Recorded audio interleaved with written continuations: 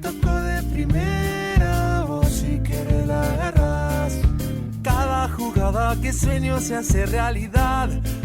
A una acería le mandaba yo 8 horas al día 40 años. Jende askoren buruan badagola hori, ezta? Irabazten duten diruakin, ostra, kejatuko dira gainera, ze ansietate eta ze kristo, ezta? Monologotan ari nintzen kontatzen zenbait bizipen, batez ere lehenengo mailako jokalari nintzen bizipenak kontatu izan ditut, eta bizipen horien artean osasun mental arazoak ere aipatzen ditun. Baina monologoan ez naukan tarterik kontatu nahi nuen guztia kontatzeko. Idazle on bat bilatu nun, Ander Izagirre.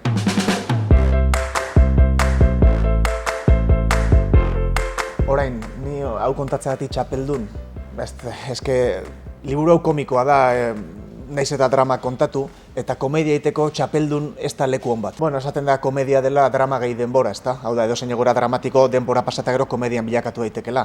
Eta hemen kontatzen ditugun gauza asko, bere garaian dramatikoak izan ziren, sufriarazen ninduten, uste 13 urtekin jasen nintzela pixkat angustia hori sentitzen. Eta nik nahi egon nuen ez jokatzea baino, niretzat zela ateratzea 50.000 personan aurrean sufrikario bat zan. Eta hor konturatu nintzen diruak ez duela dena konpontzen, eta izan zen, heldutasunera saltoa hor izan zen, hortaz konturatu nintzen.